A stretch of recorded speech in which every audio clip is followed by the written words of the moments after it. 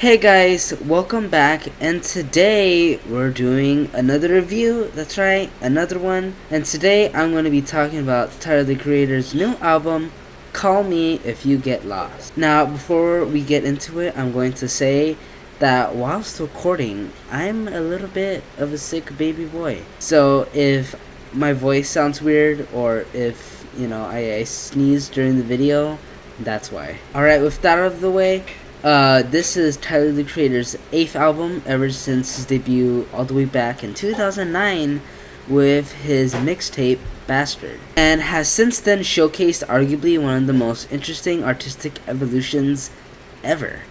To do a brief chronological recap of what Tyler has done in the past 12 years, after the release of the aforementioned mixtape, which contained these dark, gruesome themes of abandonment and hatred, and going about discussing those things in a really unethical way, I would say, he released Goblin, an interesting release to say the least, where he kind of continued to add on to those violent concepts in his previous release, but really going about it in a way where he was just trying to be shocking and edgy and just outright offensive. And although this project definitely did not age well, it's still a great listen, and there's one or two tracks that I actually occasionally go back to. After that, he released Wolf, a way more conceptual and artsy installment with a really complicated story and arc as if it's like a movie. Then in 2015, Tyler released his most controversial album, Cherry Bomb.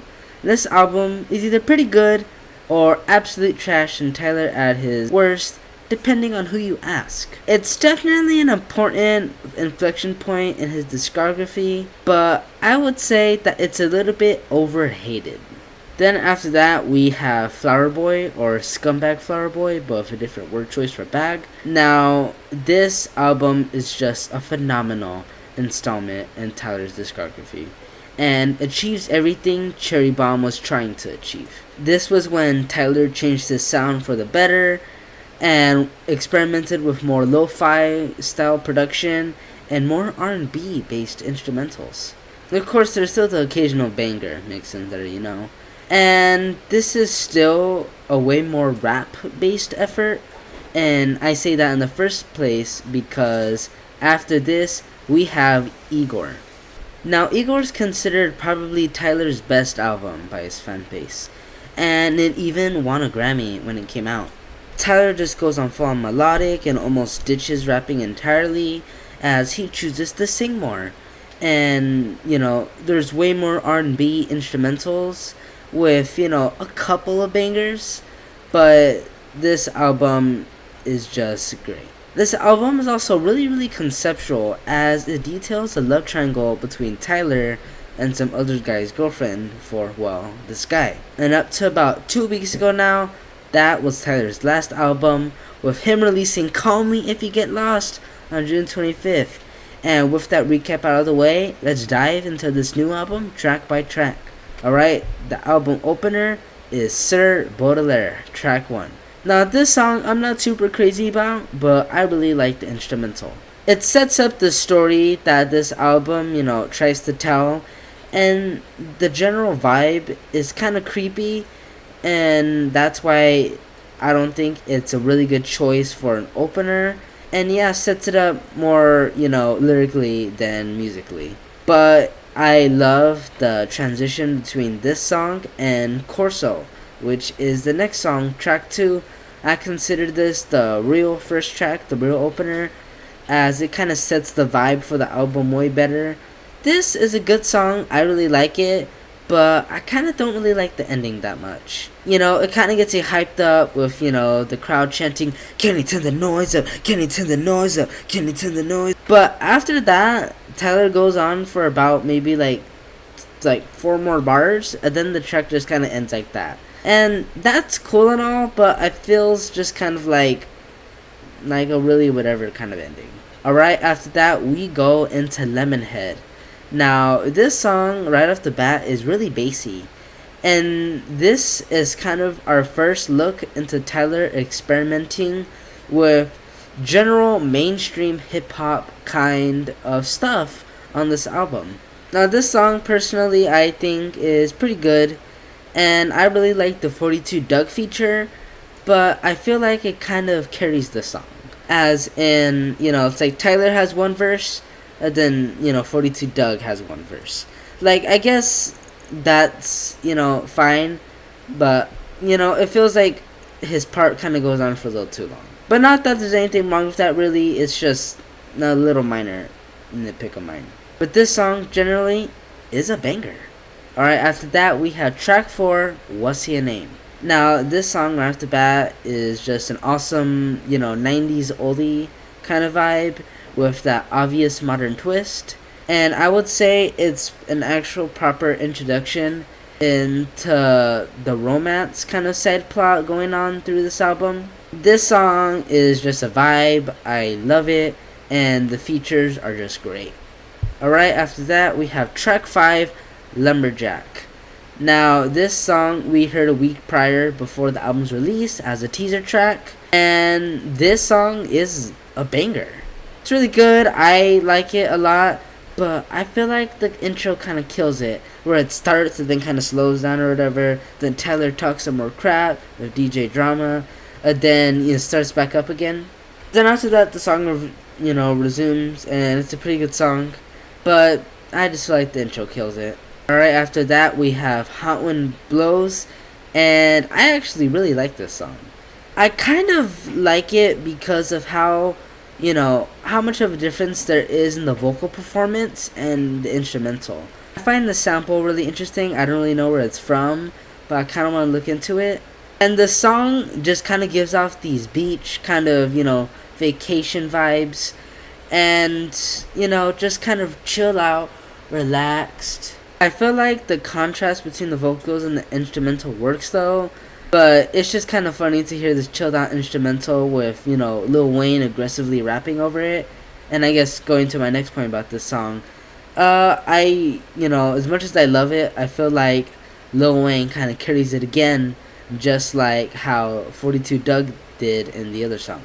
Alright, after that we have Masa, which is a nice song. It's kind of lo-fi, and I really like the drum and bass in this song. And honestly, this is just a nice reflection point in Tyler's career, as he just kind of goes and recaps where he was really, during his life when he was recording all these other albums. And it drifts away from the theme, as, this is Tyler the Creator talking and not Tyler Baudelaire, as, the character he's portraying throughout this album. But then again, it fits because, it talks about his, success, which is something that is, brought up every other song on this album. Alright, after that we have track 8, I think, Run It Up. Now, this is a nice song, and it's just kind of another song on the album that's about success, as I was just talking about. And it's kind of anthemic, which I like, but, unlike Hot Wind Blows, the chilled out instrumental doesn't fit too much. And this song is great, but I feel like it probably would have been a little bit better if the instrumental was less kind of synthy. Alright, next track on the album, Manifesto. Now this song is a certified banger. This one does kind of stray away from, the concept a little bit, but this song is just really enjoyable to the point where I don't really care too much. It's just kind of a little detour in, the story. I really like the Domo Genesis feature, and I just think it's sick. It's kind of a throwback, and this song is just a well-needed little vibe change, and I really like the transition of this one into the next. And that next song being a double track, Sweet and I Thought You Wanted to Dance. Alright, going on to the first part of this, Sweet. Now, this song is just another, nice R&B jam, just like WUSYNAME, but with WUSYNAME being shorter, a little bit more energetic with all the features.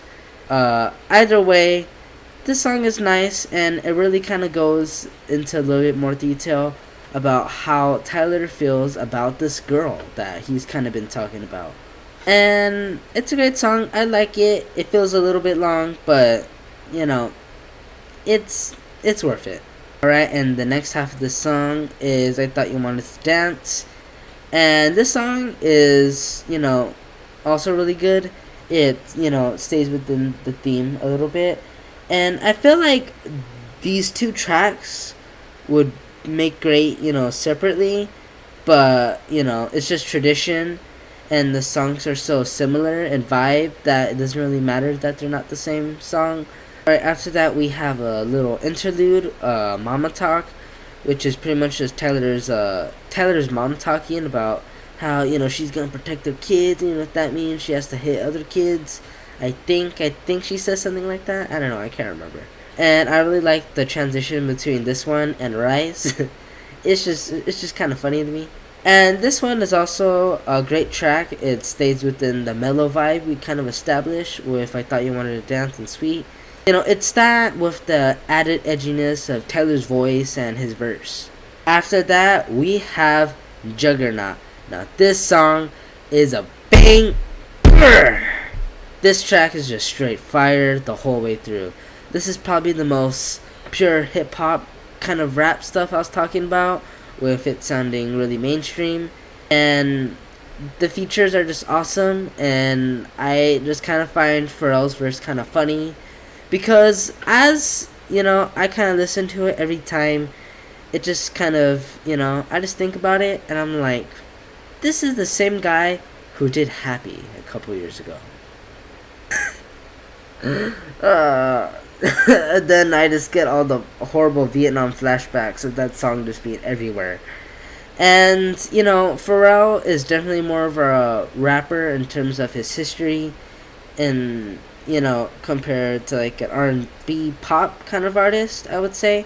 And it's great. This is a great song. I love it. But I just find that funny. Alright, after that, we have WILSHIRE. Now, this song, I'm not too crazy about. I'm going to be honest. The instrumental is great. And honestly, I feel like this track is needed because it makes up for the lack of theme that we've kind of been experiencing throughout this album. But then again, I guess in turn it shows how, for the lack of better terms, not theme tracks kind of still fit in. It's not the track that I would say anyone wanted, but it's the one we needed to get the full conceptual vision of this album. Yes, this song is kind of long and drony, and I don't think it really changes up like at least once. It's just kind of the price we had to pay to kind of get the full, you know, idea of what Tyler was going for. And this song itself is kind of about how, you know, it's just kind of details, you know, the whole drama that happened. You know, he's been talking to this girl and, you know, he likes her, but this entire time she's had a boyfriend. And he even mentions in, you know, in CORSO that he's trying to take someone's girl because he's a bad person. You know, he really likes his chick or whatever, and he wants to get with her, but at the same time, he just doesn't feel right because, you know, this is some other dude's girl. If anything, this album is a lot like Igor, but, you know, just straight. And if anything, like I was saying, kind of how it makes the not theme tracks fit in, it kind of does it in a way where it feels like Tyler has been keeping up this front, you know, this whole time, you know, with all these tracks about how rich he is, you know, and all that stuff. And it kind of goes to show, and I guess the irony of this album, is that, yeah, he's rich, he's got all this stuff, and he's just, you know, so successful. Yeah, he has all these things, but he still can't get someone to love him. And after that, we have Safari, which is actually the last song on this album. It's a nice refresher after WILSHIRE, you know, it goes back to the success theme, and I guess it fits better, you know, thematically, because we really know what's going on in Tyler's head. And that, my friends, is the end. That's the last track on the album. Now, I didn't really have too much to say about every track, so I guess I'm just going on to, my general opinions on this album as a whole. Now, overall, this is a good album. This is Tyler's most mainstream sounding kind of project yet. I'm getting a little less experimental by, I guess, experimenting with, you know, these mainstream rap sounds. DJ Drama's vocals are kind of sprinkled out throughout the entire album, and honestly, he complements it so well, and he just does a great job at hyping things up with his little remarks and stuff. This album is just a great balance between bangers and slow jams, the mixing is great, and it's just an overall solid placement in Tyler's discography. Even though I guess on that note, it kind of feels weird listening to it, you know, in the context of Tyler's other stuff, because of, I guess, how different it is. And I guess, you know, Tyler's last 2 albums were really artsy and mellow, and this one is kind of the opposite of that. And I guess on that note, I'm going to talk about my general issues with this album. Now, I don't have too many, but really, this album is just so messy. It's just all over the place, and like I was alluding to with WILSHIRE, this album shouldn't have been so much about vanity, because this was totally a vanity project. And granted, I guess some of the best songs on here aren't about romance, but I guess the opposing argument is that it's nice to have a more straight to the point album, straying away from having like these articulate crazy concept albums that kind of require listening to all in one sitting. But I guess as I was originally saying right now, we shouldn't have this one long journey track at the end kind of detailing the truth about this relationship, when it really should have been sprinkled out a little bit more throughout the album. And I'm not saying that Tyler didn't sprinkle it out, but it could have been done a little better. And this album had a lot of potential, and Tyler is a brilliant visionary and artist, so I know he has it in him.